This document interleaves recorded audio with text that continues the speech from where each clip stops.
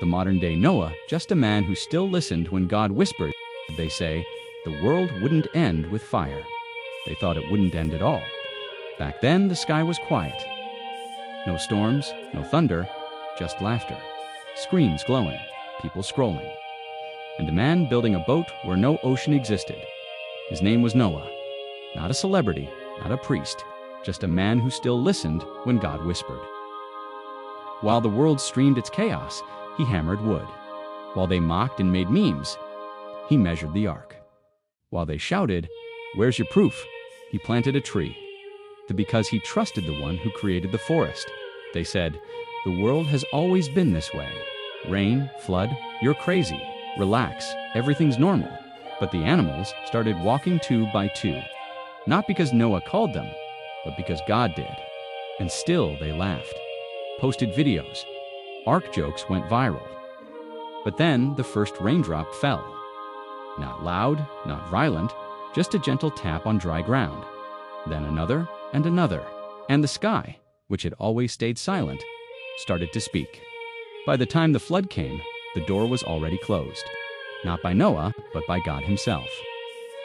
And in a world drowning in disbelief, faith was the only thing that could float. They say the world wouldn't end with fire. They actually thought it wouldn't end at all. Back then, the sky was utterly quiet. There were no storms, no rumbles of thunder, just the endless hum of human life. The air was filled with laughter, the soft glow of screens on faces, and the constant, rhythmic swipe of thumbs scrolling through endless feeds. Life was a stream of digital noise, of fleeting trends and instant gratification. And amidst all this, there was a man, a solitary figure, building a boat where no ocean existed. His name was Noah. He wasn't a celebrity with millions of followers.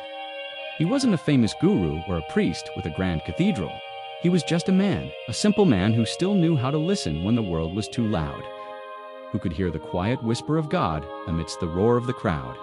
While the world streamed its daily dose of chaos, his hands were busy.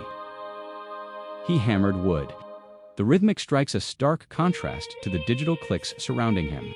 While they mocked him, turning his project into the latest meme, he was on his knees, measuring the vast frame of the ark. They'd shout from their cars, phones held high, recording him for their stories.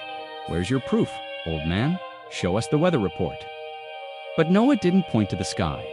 He just quietly picked up a sapling and planted it in the dry earth. He didn't need a forecast, because he trusted the one who made the forests in the first place. He was building for a future they couldn't even imagine. Their logic was simple, and to them, flawless. "The world has always been this way," they'd say, shaking their heads. "Rain. What's rain? A flood? You're actually crazy." They'd pat him on the shoulder, offering their modern-day wisdom. "Just relax, man. Everything's normal. Go home, watch some TV, order some food, live a little." Their normal was a world without consequence, a sky that would always be blue and predictable. But then, something shifted. It started quietly, almost imperceptibly. The animals started walking. 2 by 2, they emerged from forests, from fields, from distant lands. A silent, orderly procession. It wasn't because Noah had sent out an invitation or blasted a horn. It was because the same voice that spoke to him was now calling to them, a call they instinctively understood and obeyed. The world, however, only saw a bizarre spectacle. They laughed even harder. They posted videos, their captions dripping with sarcasm. The hashtag ark jokes went viral. People were more entertained than they were curious, more dismissive than they were concerned.